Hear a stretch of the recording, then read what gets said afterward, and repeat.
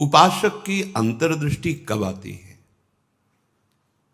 सेवा, स्वाध्याय, सुमिरन, सत्संग, फिर अंतर्दृष्टि समाधि। जो सेवा में प्रमादी है, भगवत सेवा, गुरु सेवा, समाज सेवा, वो किसी मार्ग का पथिक नहीं है, किसी मार्ग का पथिक नहीं। बड़े बड़े महापुरुष जो ब्रह्मबोध हो गए या भगवत तत्व में स्थित हो गए, उनको भी इस भगवत स्वरूप समाज की सेवा करनी ही पड़ी। शरीर में जब तक हमारे बल है तब तक हमें समाज स्वरूप, भगवत स्वरूप, गुरु स्वरूप, वो एक ही परमात्मा बैठा है, हमें सेवा में तत्पर रहना है। क्योंकि इस शरीर से बहुत जन्मों में अशुभ कर्म हुए हैं, उनका क्षय सेवा से होता है। प्रगट शरीर से जब हम सेवा करते हैं, इसका प्रभाव मन पर पड़ता है। जो हम क्रियाएं करते हैं उनका प्रभाव मन पर पड़ता है। यदि अशुभ क्रियाएं हैं तो मन गंदा संकल्प करने वाला मलिन होता चला जाएगा। शुभ क्रियाएं हैं तो थोड़ा पवित्र होता जाए। लेकिन आपकी शुभ अशुभ दोनों से परे क्रियाएं भगवत स्वरूप, तो आपका मन भगवत स्वरूप हो जाएगा। तब अंतर्दृष्टि खुलती है, एक एक इंद्रिय परम पावन हो जाती है। ये 7 बातें पूज्य श्री राधा बाबा आदेश कर रहे हैं, अंतर्दृष्टि खोलने के लिए है। साधक प्राणों की बाजी लगा करके भी इनका कभी उल्लंघन न करे तो 4 अनर्थों का अपने आप नाश हो जाता है। आगे वर्णन आएगा। प्रेम ही अंतर्दृष्टि है।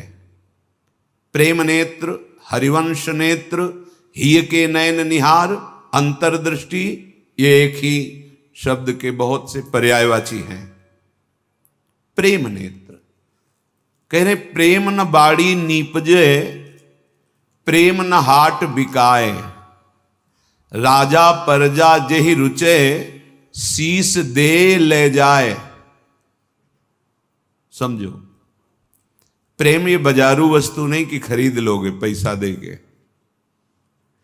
प्रेम ये ऐसा नहीं कि खेती बाड़ी है आप मेहनत करके इसे उपजा लोगे, नहीं। बोले चाहे राजा हो या प्रजा हो, जिसे भी प्रेम चाहिए शीस दे ले जाए। नारायण अति कठिन है हरि मिलन की बाट, या में पग पीछे धरे, प्रथम शीस दे काट। प्रथम शीस दे काट, शीस दे ले जाए, इसका क्या भाव होता है? अहम का समर्पण, बिका हुआ मैं हूं, मेरी कोई इच्छा नहीं, मेरी कोई चाह नहीं, अब जो ही कहें करें हम सोई, और जैसा वो करते जोई जोई प्यारो करे, सोई मुझे भावे। बात हो गई। प्रेम नेत्र खुलने का अधिकारी हो गया। ये अहम ही तो नचा रहा है। ये कभी वैराग्य में बैठा लेगा, कभी तपस्या में, कभी भोगों में, कभी प्रमाद में। इसके अनुसार थोड़ी भूमिकाएं बनती हैं भक्ति की या ज्ञान की। आचार्यवाणी, गुरुवाणी, उनकी आज्ञानुसार चलने पर हृदय में भूमिकाएं जागृत होती रहती है। ये अहंकारी देहाभिमानी सुधरना ही नहीं चाहता, मनमानी आचरण करना चाहता है। मनमानी आचरणों से ही तो आज तक हम विमुख रहे, सुख से, शांति से, भगवदानंद से। दुख और अशांति, क्लेश और बंधन बार बार यही मन और बुद्धि तो दे रहे हैं। बिल्कुल सत्य बात कह रहा हूं, इसे केवल सुनना ही मत समझ लेना। पूज्य राधा बाबा के वचन, ये 7 आए बिना तुम चाहे प्रेम के प्रवचन कर लो, चाहे सुन लो, प्रेम तुम्हारे हृदय में जागृत नहीं होगा, अंतर्दृष्टि नहीं खुलेगी। श्रीपाद कह रहे हैं अंतर्दृष्टि पश्य वृंदावनस्य, अंतर्दृष्टि से वृंदावन का दर्शन होता है। हमारी देखो बाहर नेत्र तो हैं पर त्रिगुणात्मिका माया के हैं। स्त्री दिखाई देती, पुरुष दिखाई देता है, जड़ दिखाई देता है, चैतन्य दिखाई देता है, अच्छा दिखाई देता है, बुरा दिखाई, ये कुछ नहीं। यहां सब चिदानंद वपु, प्रियाजू की सहचरियां और दिव्य एक पत्ते की कांति के बराबर भी महामहिम वैकुंठ नहीं है। ये वृंदावन है। वृंदावन द्युति पत्र की उपमा को कछु नाही, कोटि कोटि बैकुंठ हो तेईसम कहे न जाए। क्यों कि एक एक पत्ते और फूल में मेरी लाडली जू का प्रतिबिंब पड़ता है। पत्र प्रसून बीच प्रतिबिंब ही नख सिख प्रिया जनावे। कहां बैकुंठ में वो सुख तो सखाओं को भी अच्छा नहीं लगा बैकुंठ का। फिर नित्य प्रिया प्रीतम के अंग सेवी सहचरी भाव अलग। तो वृंदावन अंतर्दृष्टि पश्य। जब तक भगवत साक्षात्कार नहीं हो जाता तब तक बहुत सावधान। इसके बाद सावधान रहने की जरूरत ही नहीं। जैसे मन सच्चिदानंद प्रभु का स्पर्श करेगा फिर इसको विषय सेवन की स्मृति ही नहीं रह जाती। उसे उपरती अवस्था कहते हैं। एक होती त्याग अवस्था, ये साधक करता है। विषयों के प्रति आकर्षण है पर भोगूंगा नहीं क्योंकि मुझे भगवत प्राप्ति करनी है। दूसरी होती वैराग्य अवस्था, भोगों का सानिध्य है, ये भी जानते हैं कि हाँ ये भोगने में मन बुद्धि कहते हैं कि सुखद है पर नहीं, वो राग रहित हो रहा है। और एक स्थिति आती है कि भोग सामग्री सानिध्य है, ये भोगने वाली चीज इसकी स्मृति खत्म। जैसे विष्ठा देख करके भोगने की खाने की इच्छा नहीं होगी, वमन देखकर खाने की इच्छा नहीं होगी।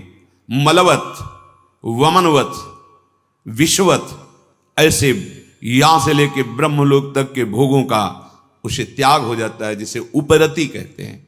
भोग सामग्री है, भोगने की इच्छा ही नहीं है, ये बोध भी नहीं रहता कि ये भोगना चाहिए क्योंकि अखंड स्मृति जागृत हो गई आराध्य देव की। पहला उपासक को शांत लक्षण धारण करना है।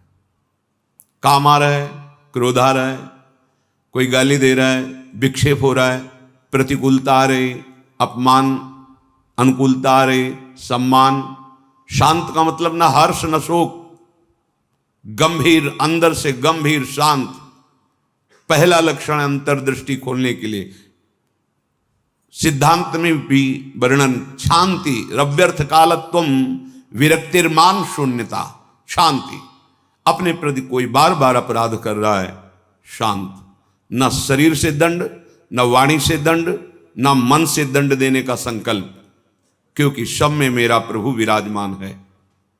बिल्कुल ध्यान से बाबा ने कहा, ये बिल्कुल सत्य सत्य बात कह रहा हूं। प्राणपन से इन सातों बातों का निर्वाह करोगे तो अंतर्दृष्टि खुल जाएगी। प्रेम, यदि आप थोड़ा भी प्रमाद करेंगे तो इनको धारण नहीं कर पाएंगे। पहला ही है शांत, भाव देश में भी पहला है शांत। शांत दास्य सख्य वात्सल्य कांता सहचरी।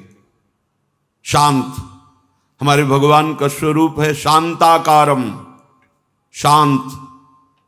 समझो, वाणी शांत, मन निसंकल्प, कोई चाह नहीं, स्थिति यहां पहुंचनी।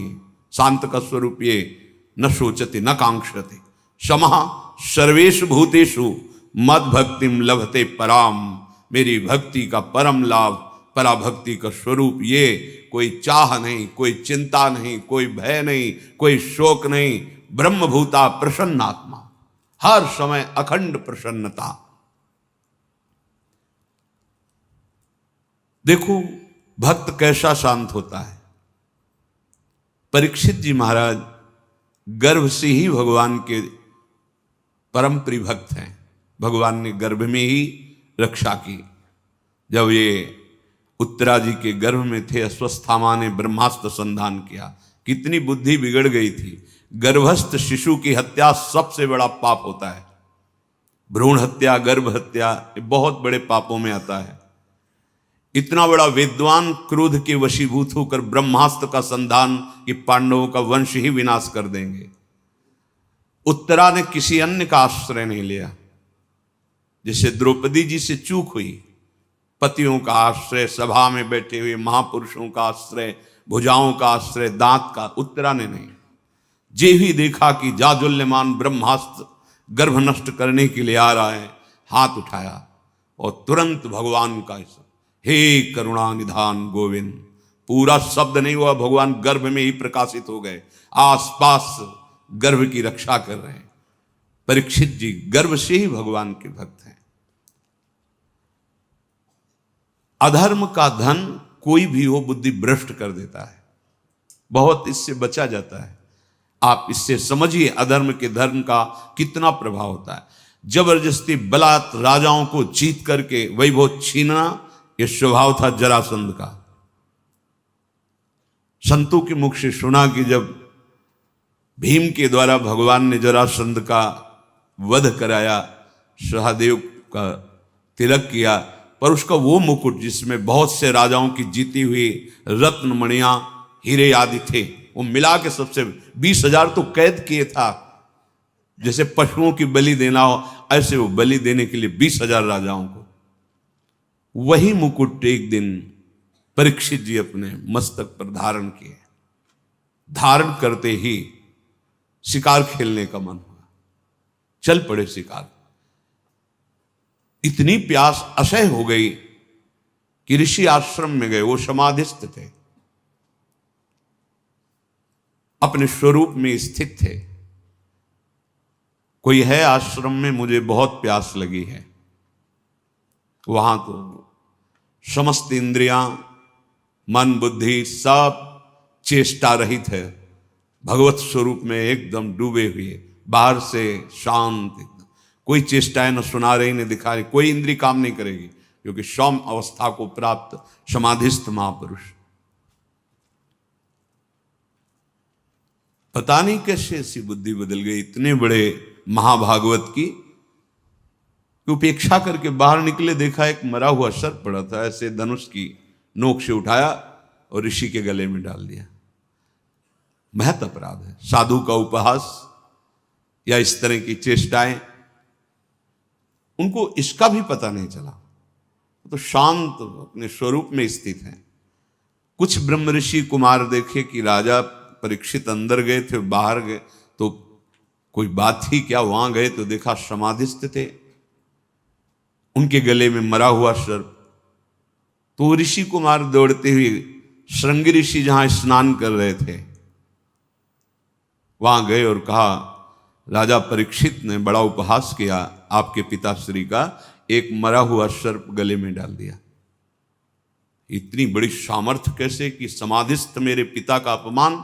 तो क्या उन्होंने समझ लिया कि राजाओं के पास ही बल होता है, ब्रह्म ऋषियों के पास बल नहीं होता? नौ किशोर अवस्था है श्रृंगी ऋषि की, उसी जल से आचमन किया और कहा, आज मैं दिखाता हूं कि ब्रह्म ऋषियों का बल क्या होता है। इसने मरा हुआ सर्प मेरे पिता के गले में डालकर एक ब्रह्म ऋषि का अपमान किया। मैं शाप देता हूं, आज के 7वें दिन तक्षक सर्प इसे डसेगा और कोई त्रिभुवन में नहीं बचा पाएगा। ऐसा ही हुआ और दौड़ करके आए और पिता के गले में लग गए। जब वो बहुत देर लिपट के रोए से, तो धीरे धीरे वृत्ति बाहर आई। क्या हुआ, क्यों रो रहे हो? उनका, ये परीक्षित आए हुए थे और आपके गले में मरा हुआ सर्प डाला, आपका अपमान किया। नहीं नहीं, देखो इसमें क्या अपमान होता है? गलती तो हमसे हुई, राजा भगवान का स्वरूप होता है। वो आए थे आश्रम में, अर्घपाद आदि देते, उनको जल पिलाते, उनकी सेवा करते, वो हमारे संपूर्ण प्रजा का शासन करते हैं, सेवा करते हैं, रक्षा करते हैं। हमसे गलती हो गई, रोना नहीं चाहिए। तब किसी ऋषि कुमार ने कहा, ये रोए ही नहीं है, इन्होंने शाप भी दे दिया है। नहीं नहीं, निरपराध राजा को शाप कैसे दे दिया? क्या शाप?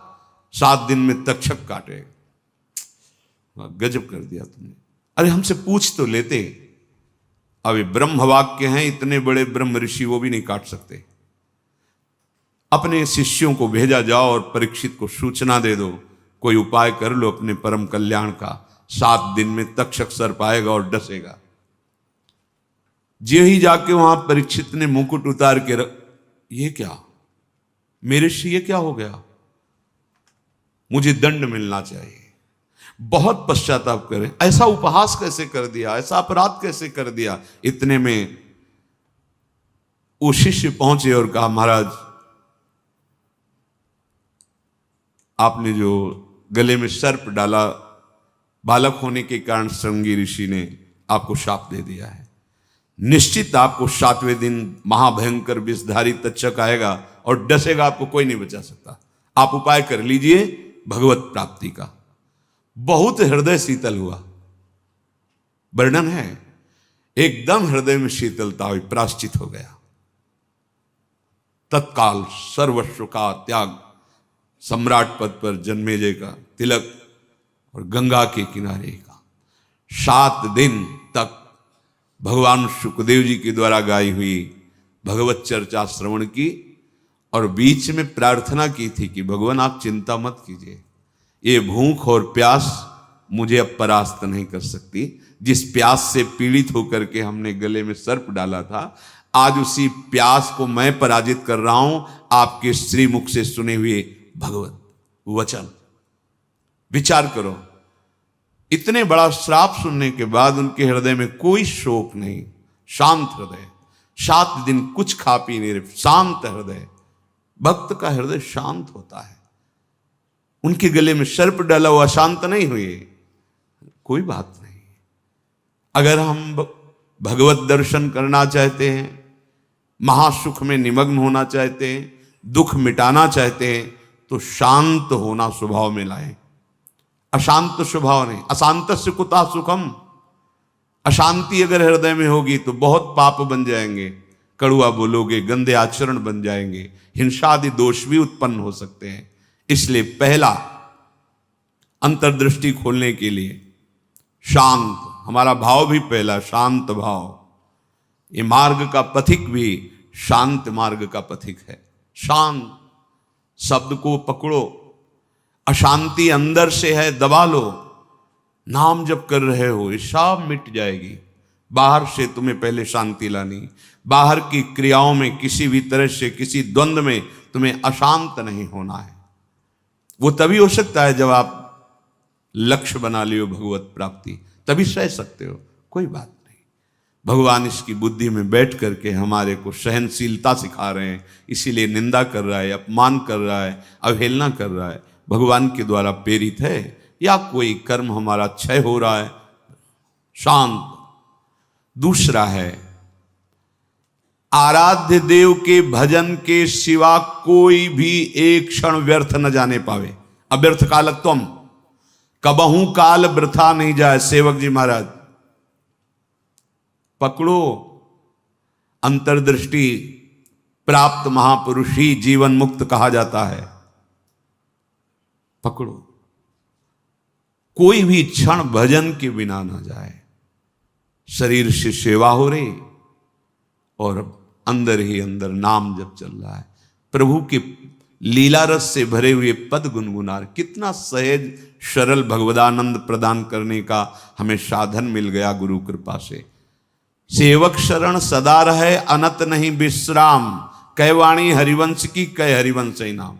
या तो नाम मंत्र चल रहा है और या वाणी जी गुनगुना रहे हैं। एक क्षण भी न जाए। देखो, प्रयास करो। गुरु कृपा बल में ऐसी सामर्थ्य, अहंकार में नहीं।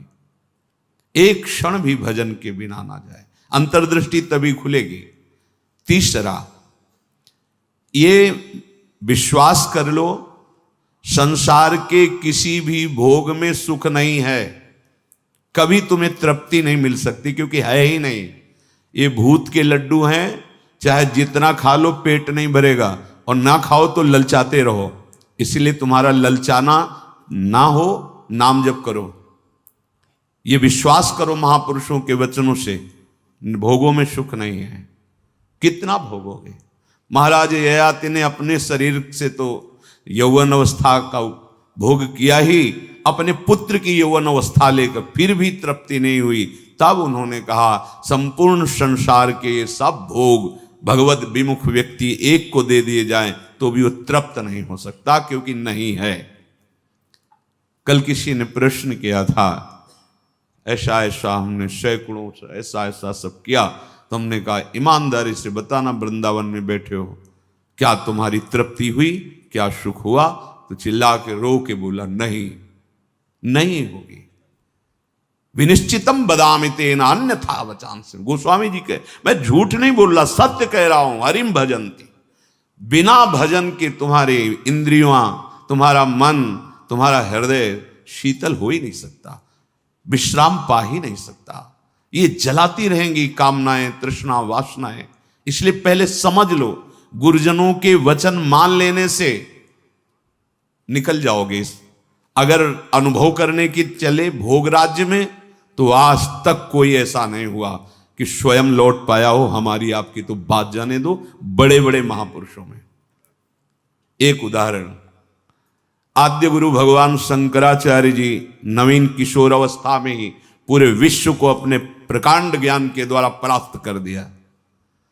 जब तीर्थराज प्रयाग पहुंचे, पूरे सन्यासियों का साथ में दल होता, मंडली होती, आगे भगवान शंकर साक्षात शंकराचार्यम, शंकरम शंकराचार्यम, ज्ञान का विशुद्ध स्वरूप, तेजों में दृष्टि पड़ते ही चरणों में झुक जाए, ऐसा तेज। मंडन मिश्र नाम के एक बड़े विद्वान थे। भगवान शंकराचार्य जी ने उनसे कहा, सत्य को स्वीकार करो या तर्क। उन्होंने तर्क स्वीकार किया, पर ज्ञान समुद्र भगवान शंकर से कौन जीत सकता है, परास्त कर दिया। उनकी पत्नी बहुत विवेकवान बुद्धिमान थी, आई और प्रणाम किया और कहा, प्रभु आप संपूर्ण विजय अभी नहीं प्राप्त किए, अर्धांग तो अभी बचा हुआ मैं भी हूं, मेरे प्रश्न का उत्तर दे दो, तब हम दोनों परास्त माने जाएंगे। अभी तो आधे अंग को परास्त किया, आधा मैं हूं। बात सत्य है। बोलो, रति में स्त्री को सुख मिलता है या पुरुष को प्रधान सुख? अधिक सुख किसको मिलता है? बहुत प्रवीण थी, जानती थी, बाल योगी है, अनुभव शून्य। अगर ये कुछ बोलते हैं तो आपका अनुभव है ऐसा? क्योंकि सत्य विषय का तो अनुभव है, असत चेष्टाएं तो की ही नहीं, तो कैसे इनको अनुभव होगा? तो चुप हो जाएंगे। पूछा, मुस्कुरा दिए भगवान शंकराचार्य, समय चाहिए इसके लिए। हाँ देती हूं। एकांत हुए अपने सब संतों को लेकर और गुफा में कहा कि मैं शरीर छोड़ रहा हूं, ये सन्यासी शरीर है, महायोगी थे, मैं इसका अनुभव करके उसको बताऊंगा। आप हमारे शरीर को गुप्त रखना और ऐसी ऐसी पद्धति से सुरक्षित रखना, प्रकाशित ना होने पावे कि यह शरीर यहां है। ध्यान के द्वारा देखा कि एक राजा का शरीर छूटा है, अपना शरीर छोड़ा और वहां सौ रख करके विलाप हो रहा था। अचानक हरकत आ गई शरीर में, प्रवेश कर गए आद्य गुरु भगवान शंकराचार्य।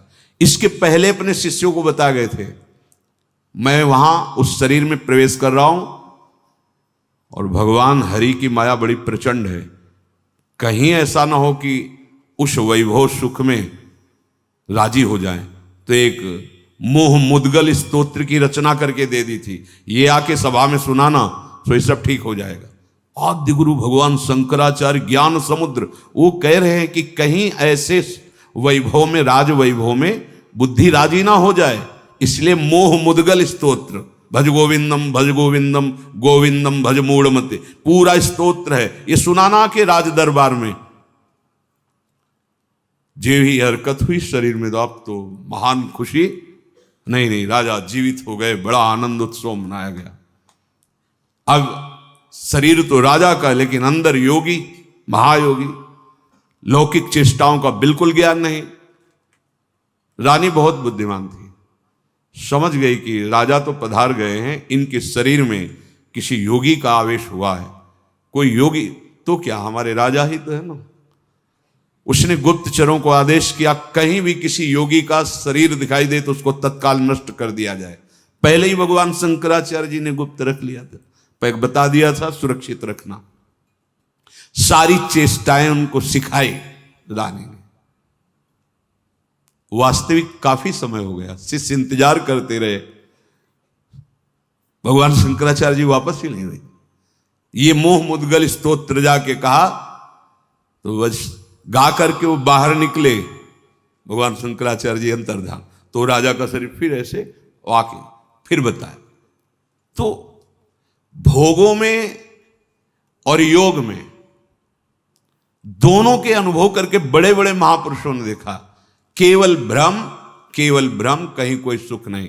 हम महापुरुषों के वचनों को माने, अनुभव करने के लिए ना चले। अनुभव करने के लिए जब गए तो आद्य गुरु भगवान शंकराचार्य भी अपने शिष्यों को मोह मुद्गल प्रहार करके मोह का नाश करना, क्योंकि उस शरीर में जाने पर हो सकता है मोहबद्ध कर, ये भगवान की प्रचंड माया है। तो गुरु वचनों को मान लो, शास्त्र वचनों को मान लो, अनुभव करने गए तो फिर फंस जाओगे। वो तो समर्थ भगवान है, लीला करके दिखा रहे हैं। अपने इतनी सामर्थ्य नहीं कि भोगों का अनुभव करके फिर उनका त्याग करके भगवत मार्ग में चले। जब भगवान शिव मोहिनी रूप को हृदय से लगाया, फिर आवेश हटा माया का, तब भगवान हरि ने कहा कि प्रभु केवल आप ही हैं कि मेरी माया का आकर्षण, और फिर अपने स्वरूप में स्थित हो गए। दूसरा इस सृष्टि में नहीं है, सृष्टि में नहीं।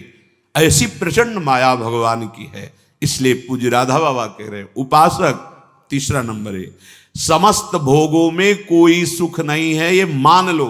केवल शरीर यात्रा के लिए या अपनी धर्म पूर्ति के लिए, आप गृहस्थ में हैं तो धर्म पूर्ति के लिए, संतानोत्पत्ति के लिए वो आज्ञा शास्त्र की है, वो निष्पाप क्रिया है, वो आपको आगे बढ़ाएगी। भगवत मार्ग के पथिक को जितने से काम चल जाए कम से कम, उतना शास्त्र सम्मत भोगों को स्वीकार करके आराधना में बढ़ना है। शास्त्र सम्मत, तस्मात् शास्त्रम प्रमाणम ते। पहली बात तो भोगों में सुख है ही नहीं, ये बैठा लो।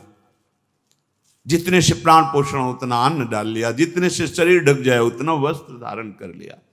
निरंतर निरंतर शांत और निरंतर, एक क्षण का अंतर न पड़े ऐसा भजन, और भोगों में सुख बिल्कुल नहीं है ऐसा।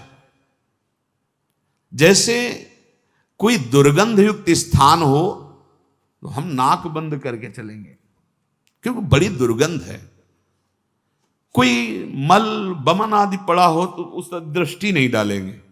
ऐसे भगवत मार्ग में चलने वाले पथिक की दृष्टि बड़े से बड़े आकर्षणकारी भोगों के प्रति होती है, ध्यान रखना।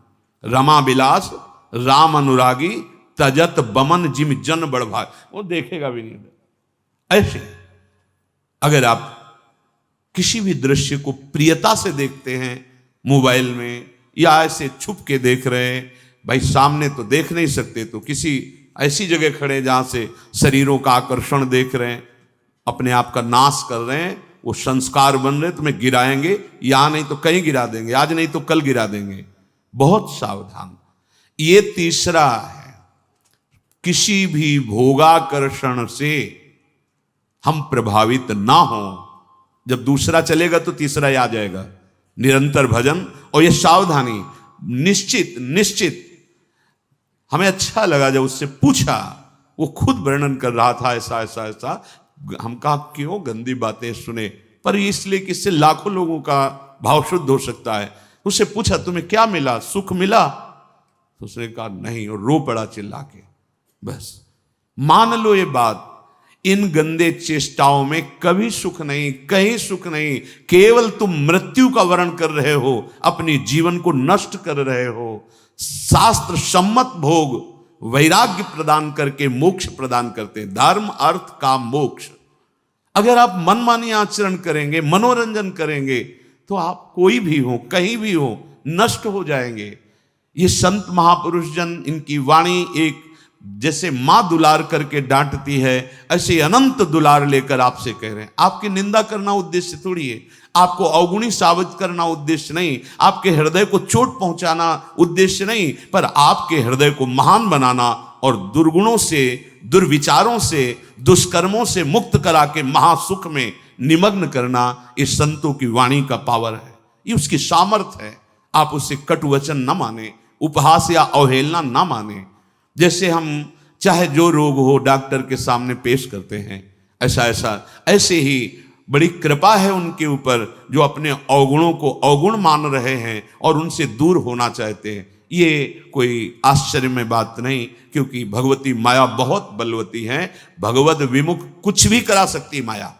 जो भगवान नाम जापक वहां होश में रहती माया, क्योंकि वो स्वामी का नाम जप कर रहा है और प्रभु की शरण में है। अगर उपासक के हृदय में भोगों से घृणा नहीं आई है तो अभी उपासना का रंग नहीं, नाम जप नहीं चल रहा पक्का। हृदय की बात कहता हूं। आप देखो, एक दिन चला के नाम देखो 24 घंटे, जलन पैदा हो जाएगी अगर कोई आपसे बात करना चाहेगा। कुछ देखना, कुछ सुनना, कुछ बोलना, ये जहर लगने लगेगा आपको। देखो तो करके। अब आप मनोरंजन में लगे हो, किसी तरह समय कट रहा है, खाया पिया, मौज मस्ती, ये जीवन ऐसे व्यतीत करने लायक नहीं। बड़ा दिव्य जीवन है। मानव देह पशुवत थोड़ी आचरण करना है। दिव्य दैवी सद्गुणों से युक्त होकर आप चाहो नारायण बन सकते हो, आप साकेतपुर जा सकते हो, आप शिव स्वरूप कैलाश में जा सकते हो, आप जो भाव चाहें दिव्य भाव में। ये जन्म मरण का दुख भोगते भोगते तुम्हें ऊबना नहीं आया। एक संकट कोई निवृत्त करने के लिए मारा घूमता है, यहां चले जाए वहां चले जाए, और नाम गरज रहा है हर दुखों को मिटाने के लिए। कहीं जाने की जरूरत नहीं। राम कृष्ण हरि जो नाम प्रिय, राधा राधा राधा, सर्व मंगल होता चला जाएगा। बार बार इसीलिए कह रहे हैं, नाम जपत मंगल दिशि दसहु, कहीं भी जाओगे तुम्हारा मंगल ही होगा। नाम चल रहा है। नहीं, ये भोगा शक्ति बहुत ही प्रबल है, विचार करने का अवसर नहीं देती, भ्रष्ट कर देती है। नाम चल रहा है, इसकी ताकत नहीं कि गिरा सके। चौथी बात, मन में अपने अंदर मान का बिल्कुल भी प्रभाव न रह जाए। अंतर्दृष्टि खुलने के लिए पहला शांत, दूसरा निरंतर भजन, तीसरा भोगों में सुख नहीं है, दृढ़ बुद्धि, भोगों से घृणा। चौथी बात, अपने अंदर मान न रह जाए। अगर मान है तो परम पद में आरूढ़ होने के लिए सबसे पहला त्याग इसी का किया गया है। निर्मान मोहा जित संग दोषा, पहले मान रहित, सबहि मान प्रद आप अमानी। मान अगर है तो फिर परमार्थ मार्ग का पथिक। और संसार में मान के लिए ही सब कुछ किया जाता है, और परमार्थ मार्ग इससे उल्टा है। मान की धज्जियां उड़ा दी जाती हैं। सम्मानम कलयाति घोर गरलम, ये घोर हलाहल विष है। अगर अध्यात्म की ऊंचाई पर चढ़ना है तो सम्मान की धज्जियां उड़ा दे, अंदर से कभी स्वीकार न करे, सबके चरणों में नमन करे। वो साष्टांग कर रहा है, पंचांग कर रहा है, बलिहारी उसकी श्रद्धा है। वो सबके हृदय में विराजमान भगवान को प्रणाम कर रहा है, गुरु प्रदत्त वेश को प्रणाम कर रहा है। हम तो दास हैं उनके चरणों में। सम्मान स्वीकार करना, ऐसा अधिकार केवल भगवान को या भगवत प्राप्त महापुरुष को ये अधिकार है अपने जैसे दासों का। बस कोई प्रणाम करे तो नम्र होके प्रणाम। अगर वो कर रहा है तो गुरु प्रदत्त वेश को, हृदय में विराजमान प्रभु को कर रहा है, अपने को नहीं। अगर अपने उस मान के भोक्ता बने तो परमार्थ चल ही नहीं पाओगे, नहीं चल पाओगे, नहीं चल पाओगे। ये मान बहुत घातक जहर है। अगर सत्संग नहीं मिला, गुरु कृपा नहीं हुई, तो इसी का पोषण शुरू रहता है। वैराग्यवान होकर के भी इसी मान का पोषण होता रहता है। और परम पद में आरूढ़ होने के लिए सबसे पहला त्याग इसी का है। निर्मान अमोहा जित संग दोषा, मान रहित। ये हृदय में बैठा लिए, बहुत सूक्ष्म बंधन है ये। कभी कभी बड़े बड़े मान का त्याग मान के लिए हो जाता है। सम्मान पत्रों का, आसनों का त्याग मान के लिए। बड़े सुंदर, कितने दयनीय। ये सुनने की इच्छा मान की इच्छा है। अगर स्वाभाविक हमारी स्थिति मान रहित हो रही तो ये केवल गुरु कृपा से, ये पक्का। ठाकुर जी भी हृदय में बैठे हैं, कभी डांट नहीं लगाई, हृदय में ही तो है। लेकिन जब ठाकुर जी गुरु रूप से आए तो एक एक चोरों को पकड़ करके पीट पीट के बाहर कर दिया। अहंकार, मान, मद, काम, क्रोध, लोभ, मोह, मद, मत्सर, ये सब पर टिको ना, आज्ञा पे टिको, गुरुजनों की आज्ञा पर, वाणी पर टिको, सब ठीक हो जाएगा। ये जिम्मेवारी प्रभु की बन जाती है। योगक्षेमम वहाम्यहम, अप्राप्त को प्राप्ति कराना और प्राप्त की रक्षा करना। आप अनन्यस चिंतयन्तो माम, अनन्य होकर केवल चिंतन करो, संभाल लेंगे। मान को स्वीकार मत करो, मान को स्वीकार न करो। शरीर स्वस्थ है, कोई प्रणाम कर रहा है, आप भी प्रणाम करो, उसकी श्रद्धा है। जब बहुत लोग प्रणाम करें तो कहां तक करोगे? हृदय से सबको प्रणाम किया और अपनी स्वीकृति नहीं की कि हमें प्रणाम हो रहा है। नहीं नहीं, देहाभिमान पुनः पुष्ट होने लगेगा। बहुत सूक्ष्म है। जहां हमारा मन प्रपंच में फंसने लगे, जहां हमारा मन संसार की मान्यताओं को स्वीकार करने लगे, नहीं, ये जीवन केवल भगवत प्राप्ति। मन की बिल्कुल एक दृष्टि रखो मन पर, इसकी एक एक वृत्ति की जांच करनी है। वो स्वाभाविक स्फुरित जो हो रहा है उसका विकारात्मक स्वरूप, शासन उस पर, प्रश्न उत्तर उससे करो। हम लोग क्या करते हैं? गुरुजनों से प्रश्न उत्तर करके तर्क रखते हैं। तर्क रखो मन के ऊपर।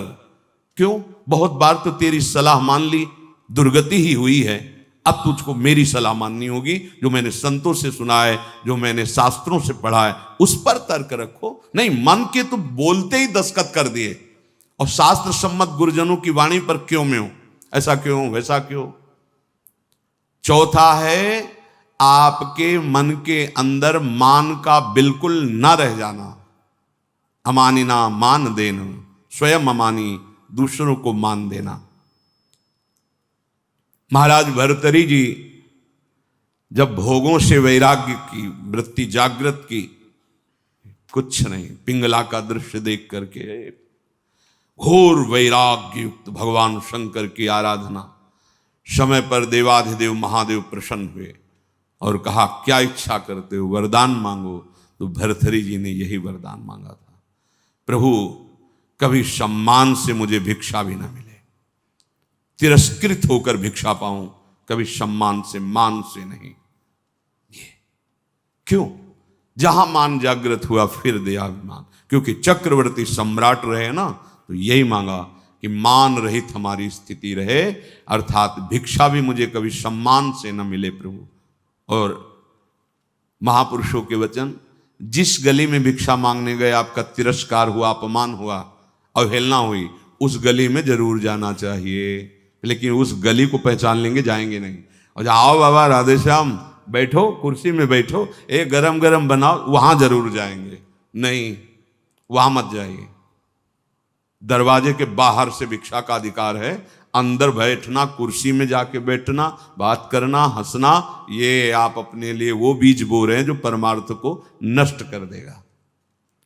गुरुजनों का आदेश है, भिक्षान्न केवल गेट के बाहर से, राधे श्याम 2-3 आवाज लगाई, अगर कोई ग्रह निकला भिक्षाम दे, ली रोटी चल, नहीं बस 1 2 3 आवाज लगाई, बाहर मिला मिला, नहीं मिला भूख पा लिया। तब भगवान अधीन होते हैं ऐसे भक्तों के। मन में मान का बिल्कुल न रह जाए आदर, बिल्कुल। 5वां, दिन रात में प्रतिपल ये भरोसा दृढ़ हो जाए भगवान हमारे साथ हैं। प्रेम दृष्टि खुलने का ये राधा बाबा का आदेश है। रात दिन तुम्हारे अंदर ये भरोसा हो जाए कि दिखाई तो नहीं दे रहे, भगवान है निश्चित हमारे पास। हमारी वाणी जी कहती है, नाम वाणी जहां श्याम श्यामा तहां। नाम चल रहा है तो तुम्हें दिखाई देंगे आगे चलकर, अभी पहले पाप नष्ट होने दो, अनर्थ की निवृत्ति होने दो, फिर देख लेना। पर तुम्हें ये विश्वास करना है आज सुन के, हर समय भगवान हमारे पास हैं, हमारे आराध्य देव हमारे पास हैं, हमारे पास हैं और निश्चित वो मुझे मिलेंगे। 5वां है, निश्चित मुझे मिलेंगे, वो हमारे आसपास ही हैं, वो हमें देख रहे हैं। विश्वास करो, हमारे आराध्य देव आसपास हैं, मुझे देख रहे हैं और मैं उन्हें जरूर देखूंगा, अर्थात निश्चित भगवत साक्षात्कार होगा। 6, माला संख्या पूरी करने वाली यहां बात नहीं है, वो तो प्रारंभ की होती है। यहां बात है कि प्राण छूट जा सकते हैं लेकिन भजन नहीं छूट सकता, ऐसी दृढ़ता पूर्वक भजन। दूसरा था निरंतर भजन, अब इसमें दृढ़ता पूर्वक भजन। दृढ़ता इसलिए 6 नंबर मानो उसी की व्याख्या का रखा है। कोई प्रलोभन आ सकता है जो आपके भजन को रोक सके, क्योंकि माया बहुत बलवती है। कोई वासना दबी होगी, वही वासना का सारा भोग सामग्री फ्री, एकांत भोगो इसको, क्योंकि आप बहुत ऊंचाई पर चढ़ने जा रहे हो, भोगो इनको। लेकिन भगवत साक्षात्कार करने वाला किसी प्रलोभन में प्रभु देखो, त्रिभुवन की राज्य लक्ष्मी देने पर भी आधे पल के लिए, याद हो गया होगा आपको, सैकड़ों बार कहा है, आधे पल के लिए भी अपने प्रभु का विस्मरण नहीं। इसे दृढ़ता कहते हैं। और भयानक से भयानक पीड़ा और कष्ट होने पर भी प्रभु का विस्मरण नहीं। देखो यहां तो जरा सा कुछ विक्षेप हो गया तो भजन ही नहीं है, भजन ही नहीं है। वैसे ही भजन ने बिना विक्षेप के, फिर शारीरिक कोई पीड़ा, कोई बहादुर आदमी वही होता है जब उसके घाव लगते हैं ना रणभूमि में, तो उसको और आवेश आता है शत्रु को मारने का। ऐसे ही उपासक होता है। बुखार है, कष्ट है, पीड़ा है, नाना प्रकार के दुख हैं, उसको और आवेश आता है, पहले से भी और अधिक नाम जप। ये जीतने का मार्ग है, हारने का नहीं। जीतो, हर विषय को रौंदो, हर विक्षेप को रौंद दो नाम बल से। भजन नहीं छूट, नहीं मन लग रहा चिल्लाओ राधा राधा राधा राधा राधा।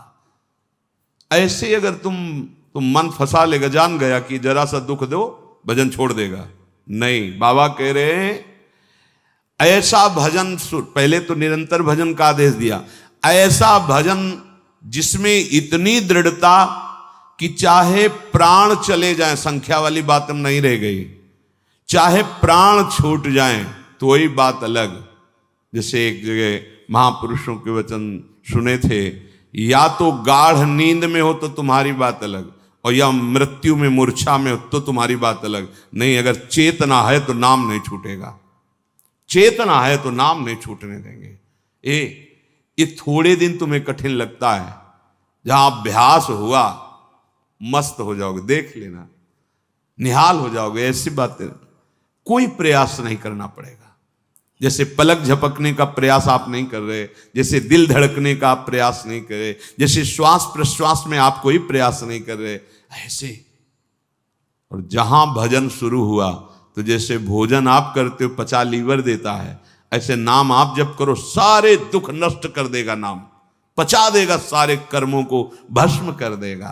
दृढ़ता, अभी हमारे अंदर दृढ़ता नहीं, थोड़ा सा व्यवहार, थोड़ा सा सम्मान, थोड़ी सी प्रतिकूलता, अपमान भजन छुड़वा देगा। देख लो, ऐसी दृढ़ता की प्राण निकलने की भी बात हो तो राधा राधा राधा, नाम नहीं छूट सकता। सातवां, जहां भगवान की लीलाएं हुई उनमें अत्यंत आसक्ति हो जाना। ये ब्रज 84 कोश भगवत लीला क्षेत्र है, इसमें आसक्त हो जाना। भले आप नहीं रह पा रहे हैं, लेकिन आप कहीं भी हो, आश्रय इधर हो वृंदावन, जब आपको छुट्टी मिली भागे वृंदावन, एक दिन ही सही परिक्रमा लगाई, दर्शन किया, सत्संग किया। भगवत लीला स्थलियों में आसक्ति, आसक्ति का मतलब होता है फिर और कहीं जाने की इच्छा नहीं होगी।